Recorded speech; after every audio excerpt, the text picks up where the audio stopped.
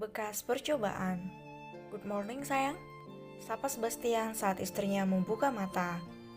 Nana melihat ke arah jendela, di sana terlihat masih gelap. Kok mas bangun? Liatin wajah kamu bikin gak ngantuk? Ya udah, liatin punggung aku aja, ucap Nana hendak membalik badan. Namun Sebastian menahannya dan memeluk punggung telanjang istrinya. Paham dengan apa yang dilakukan suaminya, apalagi tangannya turun dan menyentuh bagian belakang. Nana berdeham. Udah buat nanti lagi, aku mau tidur. Sebastian mengerucutkan bibirnya dan memberi ciuman pada bibir sang istri, tatkala Nana kembali memejamkan matanya. Ini sudah minggu kedua mereka berada di rumah, dan memang hampir setiap hari Sebastian meminta jatah pada sang istri. Untuk saat ini lebih teratur supaya tidak membuat istrinya lelah. Berbeda dengan malam akhir pekan, Sebastian boleh melakukannya sepuasnya karena besoknya istrinya tidak belajar. Yang, aku gak ngantuk loh. Aku capek, tapi tadi cuma satu rondenya hampir 1 jam. Rengek Nana yang tidak tahan dengan senjata suaminya. Benda itu besar, tajam, dan tahan lama pula. Oh iya mas, ucap Nana membuka matanya saat dia ingat sesuatu. Kenapa? Aku mau simpan bunga hidup ya di tiap kamar, biar ruangannya berasa hidup, soalnya kan jarang ditempatin. Nah makanya yuk pindah-pindah. Masih betah di kamar ini mas, ucap Nana dengan nadanya yang manja. Mata ngantuknya meminta permohonan. Sampai akhirnya Sebastian mengangguk, mau manggil tukang kebun. Iya, katanya dia ahli. Aku dapat semua info dari EP. Boleh dia datang besok sore? Cewek atau cowok? Perempuan mas. Sore aku juga udah pulang sih, jadi gak masalah mau cewek atau cowok. Nyonya, penata ruangannya sudah datang. Nana yang sedang menonton tutorial memasak itu mengangguk. Dia segera turun untuk menemui wanita yang akan membantunya menata bunga di kamar. Halo, selamat sore. Nyonya, saya Vina. Nana, jawab Nana sambil menyalami. Bisa kita bicara di sini? Tentu. Keduanya duduk berhadapan di sofa. Ini adalah bunga-bunga yang aku inginkan. Coba kau lihat, kamu mempunyainya? Ah, lidah mertua. Iya, dan aku ingin pot yang panjang dengan wadah air yang mengalir agar tidak basah saat menyiram tanamannya. Boleh saya melihat kamarnya?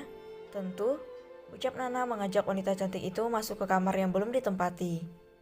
Wah, kamar ini sangat mewah, tapi menurutku sebaiknya jangan bunga hidup. Bunga hidup malah membawa kesan kampungan. Nana yang tidak mudah sakit hati dan tersinggung itu mengatakan dengan santai, tidak apa, aku memang dari kampung. Oh astaga, ucap pendesain kamar itu tidak suka saat Nana tidak terpengaruh olehnya. Ketika sedang berbincang, Sebastian yang baru pulang bekerja berteriak memanggil nama sang istri.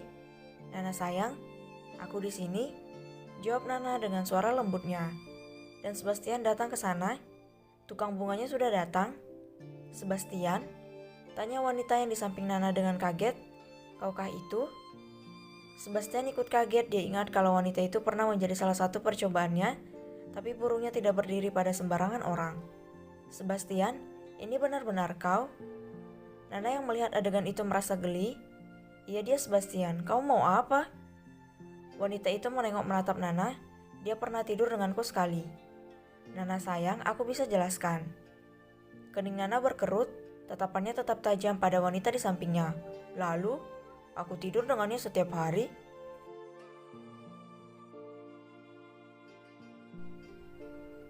Salah paham.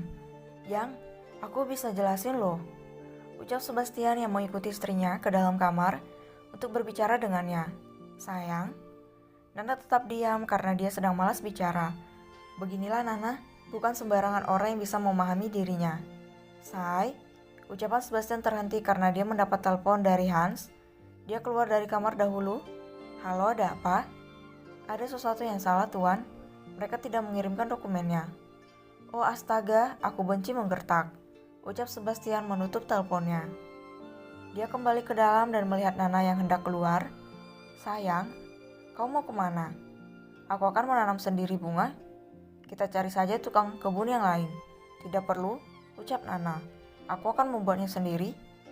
Mas, Sebastian ingin menjelaskan semuanya tapi dia harus keluar untuk menyelesaikan sesuatu. Aku akan keluar sebentar, ada hal yang penting. Nana mengangguk. Bukan wanita yang tadi kau usir kan? Sebastian menegang saat sang istri membahasnya. Memang benar kalau Sebastian mengusirnya dan memilih mencarikan pekerjaan yang lain saja. Aku bilang, aku hanya kenal dengannya sayang. Dia mabuk tapi tidak pernah aku tiduri, ucap Sebastian dalam satu tarikan napas. Sebenarnya Sebastian masih gengsi dan malu jika mengatakan kalau burungnya hanya berdiri jika ada Nana di sampingnya. Nana menatap suaminya. Aku percaya ucapan kamu, tapi kalau lihat wajah kamu enggak, Mas. Lah kok? Masa ganteng gak punya mantan pacar? Enggak, Yang. Cuma ibu tiri aku doang. Itu udah. Tapi tidur sama yang lain? Enggak, cuma pernah lihat mereka telanjang aja. Nana terkejut bukan main. Dia ingin sekali mau makan Sebastian saat itu juga. Udah sana berangkat dulu, nanti ngomong lagi. Tapi aku mau masalahnya beresnya sekarang sayang. Kalau dipaksa sekarang, aku bisa-bisa gak terkendali. Kasih waktu dulu. Udah sana. Ya udah, kiss sama peluk dulu dong. Gak usah gak ada. Kalimat yang membuat Sebastian menelan ludahnya kasar dan memperingati dirinya sendiri untuk tidak melakukan hal-hal aneh di kemudian hari. Istrinya menyeramkan saat sedang marah.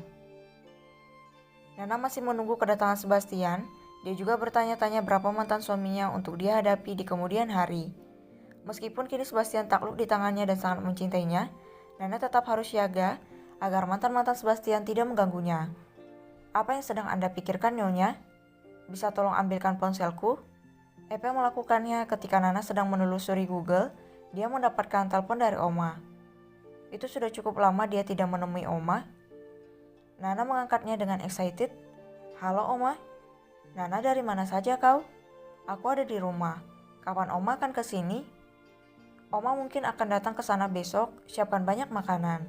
Baik Oma, ucap Nana dengan senang hati. Apa yang Oma inginkan? Apa saja asal jangan Sebastian. Oma sedang malas melihat wajahnya. Yo, aku pun begitu Oma. Ucap Nana ingin menceritakannya pada Oma. Apa yang terjadi? Apa dia membuatmu kesal? Aku agak cemburu, gumam Nana. Ada wanita cantik yang mengenalnya dan mengaku pernah tidur bersama Sebastian. Itu hanya masa lalu sayang, ucap Oma. David pun sebelum bersama Lily sama saja. Mereka berteman dan melakukan hal yang sama. Nana menghela napasnya dalam. Biasanya aku juga tidak marah, tapi sekarang sedikit cemburu. Itu normal, tidak apa. Mendengar suara mobil berhenti membuat Nana yakin jika itu Sebastian. Oma, Mas Babas pulang, nanti ditelepon lagi ya. Nana segera melangkah menuju depan pintu untuk menyambut kedatangan suaminya. Sebelum Sebastian mengatakan sesuatu, Nana lebih dulu menyela. Tidak masalah, itu hanya masa lalu. Tapi jika aku mendapati Mas di masa sekarang bersama perempuan lain, aku akan... Sebastian menelan ludahnya kasar saat Nana memperagakan dia sedang meremas. Bukan membuatnya takut tapi malah bernafsu. Cara Nana melakukannya sangat lucu. Ya sayang, aku paham. Ayo ke kamar.